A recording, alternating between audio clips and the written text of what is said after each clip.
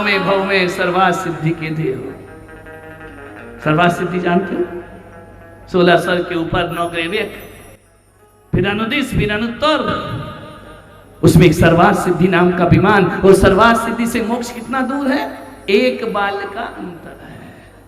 मोक्ष की अंतिम सीमा, जहां से संसार की सीमा समाप्त हो जाती है, उस सीमा का नाम है सर्वार्थ सिद्धि। सारे सर्वार्थों की सिद्धि जहां पर हो जाती है, वहां इंद्राणियां नहीं होती है, वहां विषय भोग नहीं होते हैं, वहां सभी अहिम इंद्र होते हैं, कोई किसी के अंडर में नहीं होता है। ऐसा स्वर्ग, अधीनता नहीं, कोई दास नहीं, सभी राजा।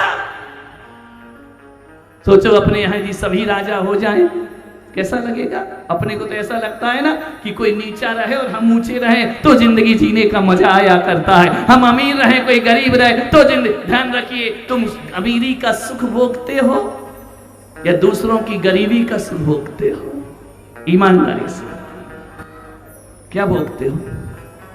यदि सभी अमीर हो जाएंगे तो क्या होगा? जीने का मजा ही खत्म हो जाएगा। किसका सुख भोगते हो? तुम अपनी वजह से क्या हो? अपना सुख कोई नहीं भोगता है, दूसरों के दुख में हम सुखी होते हैं। जब हमें कोई कष्ट होता है, बाहर देखते हैं ना, हमसे ज्यादा दुखी कोई है तो हमें बड़ा साहस बनता है कि मेरे से भी ज्यादा दुखी है, मेरे से भी ज्यादा गरीब लोग हैं, हमें एक शक्ति प्राप्त होती है। लेकिन सब एक से हो जाए तो मनुष्य को जीने का मजा नहीं आएगा। मान्यवर, तुम्हें मालूम है तुम अपनी वजह से क्या हो? जिनेंद्र, खड़े हो जाओ जरा, तुम्हारी कथा तो चल रही जिनेंद्र की।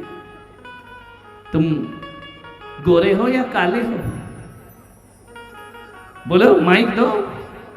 साकाल,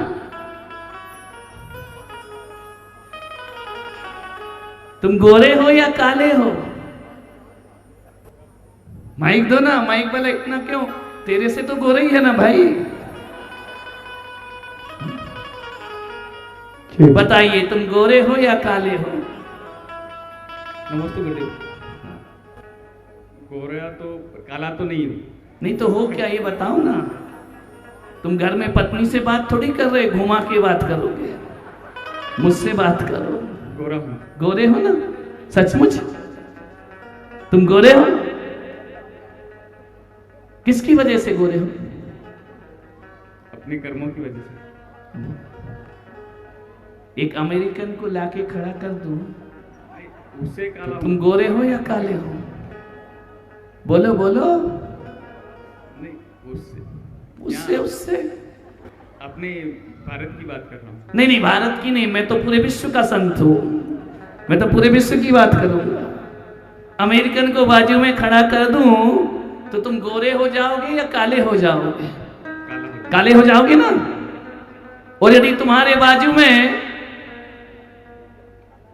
मैं नीग्रो को खड़ा कर दूं तो तुम गोरे हो जाओगे या काले हो जाओगे? तो गोरा हो जाऊंगा।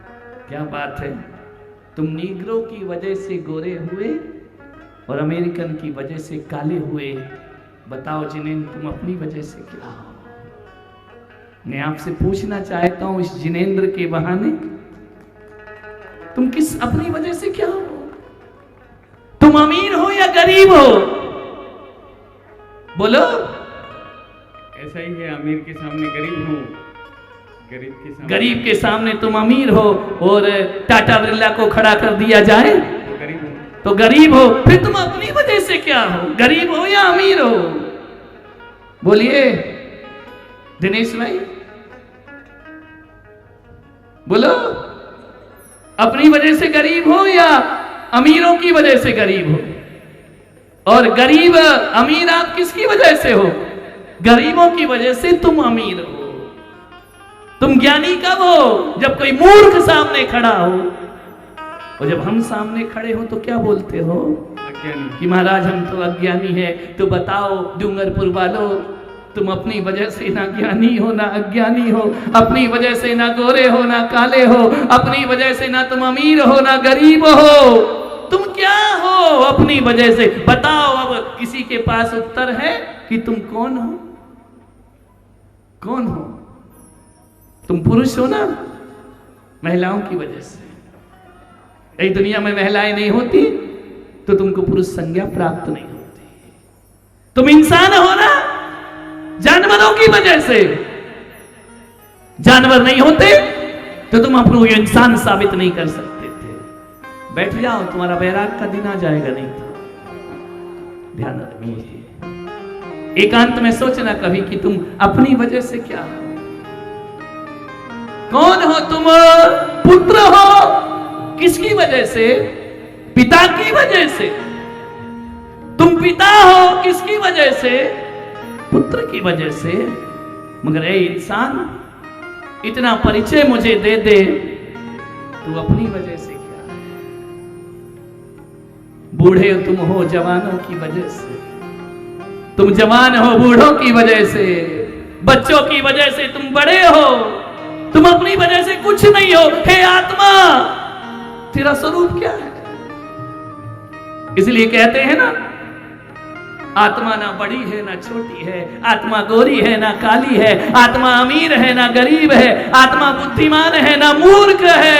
जो कुछ भी है वह दूसरों की वजह से। जैन दर्शन चक्रवर्ती इसलिए चक्रवर्ती है कि कई राजा उसके अधीन होते हैं, और राजा अधीन ना हो तो चक्रवर्ती नहीं हो सकता है। प्रधानमंत्री किसकी वजह से है? खुद की वजह से है या तुम्हारी वोट की वजह से है? बोलो, मोदी मोदी मोदी किसकी वजह से है? ये प्रधानमंत्री का पद किसका है? जनता का पद है, उनका नहीं है। ध्यान रखना। आज तुम जो कुछ भी हो, डॉक्टर साहब नहीं आए क्या? माता जी डिलीवरी रूम में है क्या? हो सकता है डॉक्टर की आदत हो, कह दिया हो कि माता जी बेड रेस्ट करिए, ये पंचम काल की माता है, ध्यान रखना। चतुर्थ काल की तो है नहीं, आराम करो, संभल के चलो। ये सब व्यवहार ग्रस्त जीवन के हैं। मेरे भगवान की माता कभी बेड रेस्ट पर नहीं हुआ करती है। मेरे भगवान की माता कभी आकुलता को प्राप्त नहीं होती है। मेरे भगवान की माता कभी चिंता खेद को प्राप्त नहीं होती है। आनंद ही आनंद, जिसके गर्भ में परमानंद आया हो उसके आनंद का क्या कहना। परमानंद गर्भ में लेकर घूम रही है। अभी गर्भ कल्याणक होगा ना, गर्भ में आएंगे भगवान।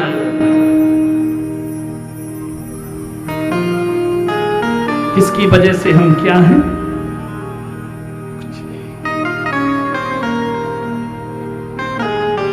जैन दर्शन है भगवान ऋषभदेव का पावन चरित्र।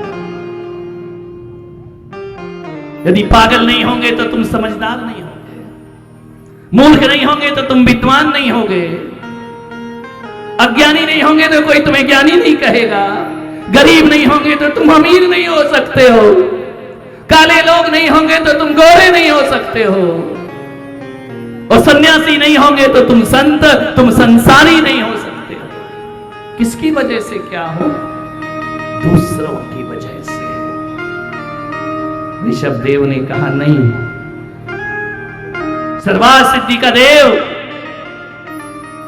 चिंतन करते हैं कि मैं अब किसी की वजह से कुछ होना नहीं चाहता हूं। अब जो कुछ भी होऊंगा मैं अपनी वजह से होऊंगा, ध्यान रखना। और अपनी वजह से मालूम है, भगवान किसी की वजह से भगवान नहीं है, भगवान अपनी वजह से भगवान है। हमारा सुख दूसरों के कारण है, भगवान का सुख दूसरों के कारण नहीं, उनका अपना वो आनंद के सरोवर है। माता सुखी रहे इसलिए भगवान सुखी रहते हैं क्या? पिता सुखी रहे इसलिए भगवान को सुखी होना पड़ता है क्या? नहीं। तीर्थंकर जैसी आत्मा जहां आ जाए वह दूसरों की वजह से आनंदित नहीं होती, उनसे माता आनंदित हो जाया करती है, उनसे पिता आनंदित हो जाया करते हैं, उनसे लोग आनंदित हो जाते हैं। यदि तीर्थंकर सिंहासन पर बैठ के सम्राट हो जाए तो प्रजा आनंदित हो जाती है। प्रजा के आनंद के लिए वो राजा नहीं बनते, उनका अपना आनंद है। ध्यान रखना।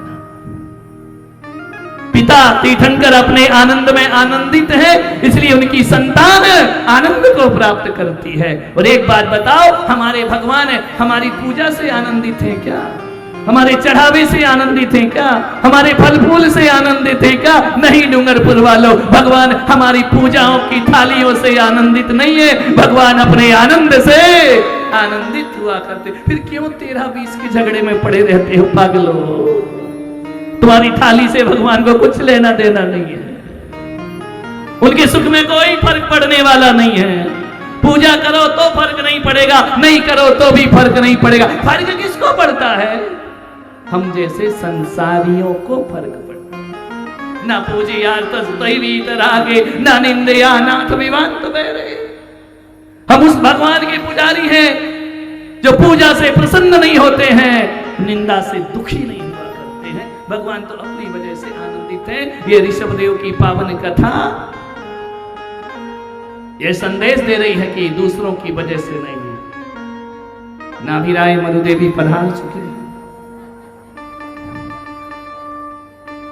लेट हो गए लेकिन आ गए हैं। आनंद आ रहा है नहीं आ रहा है? नाभिराय सुख मिल रहा है कथा में? शादी में ज्यादा आनंद था कि इसमें ज्यादा आनंद आ रहा है? इसमें ज्यादा आनंद आ रहा है ना मरुदेवी? डॉक्टर साहब से शादी करके आनंदित हो या भगवान की माता कौन करके आनंदित हो? भगवान की माता बन के आनंदित है। एक बात बताऊं, अपने विवाह से भी व्यक्ति आनंदित नहीं होता, संतान से आनंदित नहीं होता है, परमेश्वर की अभिनय करने से भी आनंदित हो जाया करता है। चलो हमारे साथ, इंजेक्शन छोड़ो, ये पकड़ो, जीवन में आनंद ही आनंद होगा। तुम्हारा इंजेक्शन तो सर्दी जुकाम को ठीक करता है, मेरा ये इंजेक्शन है ना, ये जन्म मरण से जीवों को मुक्ति प्रदान कर दिया। और ऋषभदेव भगवान की, ये पकड़ो जीवन का आनंद। कान में मत लगाओ, कान में लगा के दूसरों की धड़कन देखते हो ना, कान में नहीं लगा के संतों की वाणी कान में सुनो। दूसरों की धड़कन मत देखो, अपनी धड़कन देखो। और तुम्हारी धड़कन में जिस दिन ऋषभदेव ऋषभदेव ऋषभदेव आवाज आएगी, उस दिन समझना हमारे भव सिंधु का किनारा हमको प्राप्त हो चुका है। सर्वार्थ सिद्धि में आंख में चिंतन 33 सागर, छोटा मोटा समय नहीं होता है। रात दिन तत्व कथा तत्व चिंतन। बताओ महिलाओं, सीरियल में ज्यादा आनंद आ रहा है या इस रियल में ज्यादा आनंद आ रहा है?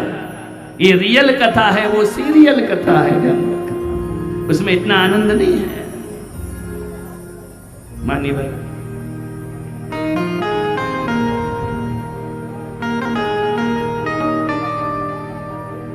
दो घड़ी बैठो, अकेले में बैठो, अपना चिंतन करो, अपने बारे में सोचो। नश्वर देह में पूरा जीवन गया, 33 सागर तक वह सर्वार्थ सिद्धि का देव नश्वर का चिंतन नहीं, अविनश्वर का चिंतन करता है।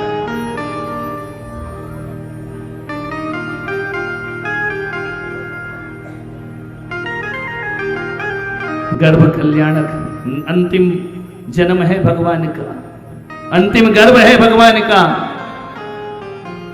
यहां 6 महीने वहां आयु शेष रहती है, यहां रत्नों की वर्षा प्रारंभ हो जाया करती है।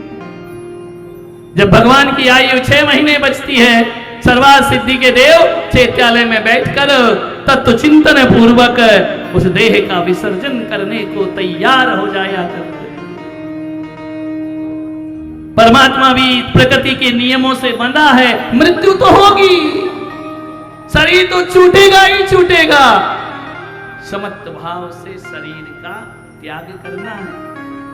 6 महीने भगवान बैठे हैं चैत्यालय में, देव विमान में जो चैत्यालय है वहां भगवान बैठकर परमपिता परमेश्वर की आराधना करते हैं। और यहाँ 6 महीने नाभि राय की अयोध्या नगरी में रत्नों की वर्षा प्रारंभ हो जाया करती है, उत्सव प्रारंभ हो जाया करता है। क्या है ये? उमड़ घुमड़ कर पुण्य के बादल नाभि राय के महलों के ऊपर फिर आते हैं। विचार करिए, रेगिस्तान भी नंदन वन बन जाता है, पत्थर मुस्कुराने लगते हैं, शूल फूल बन जाते हैं। क्यों? 3 लोक का नाथ गर्भावतरण को आ रहा है। 16 स्वप्न कल देखे, आज उनका फल होगा कि माता तेरे सपनों का फल तुझे क्या प्राप्त होगा।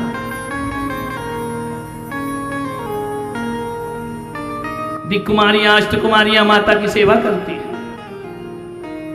अपना सौभाग्य समझती। सची इंद्राणी जब इंद्र सौंप कर जाता है कि 6 महीने बाद भगवान की माता के गर्भ में तीर्थंकर आएंगे, 9 महीने इनकी सेवा करना है। सची का मन नहीं मानता, रूप बदल के माता के पैर दबाकर सुख को प्राप्त करती, अदृश्य रूप में आती है। क्योंकि सेवा का अवसर तो 56 कुमारिका अष्टकुमारिकाओं को प्राप्त होता है। सची का मन स्वर्ग में नहीं लगता है, लौट लौट कर आती है, माता के चरण दबाती है सची इंद्राणी अदृश्य रूप में। क्यों? किसकी वजह से? माता की वजह से या तीर्थंकर की वजह से? बोलो, रत्नों की वर्षा किसकी वजह से हो रही है? तीर्थंकर के पुण्य की वजह से। उमड़ घुमड़ कर ये पुण्य के बादल क्यों छा रहे हैं? तीर्थंकर के पुण्य की वजह से। सूल फूल क्यों हो रहे हैं? तीर्थंकर के पुण्य की वजह से। पत्थर क्यों मुस्कुरा रहे हैं? तीर्थंकर के पुण्य की वजह से। महान पुण्य है तीर्थंकर का, कल इसका विशेष वर्णन होगा।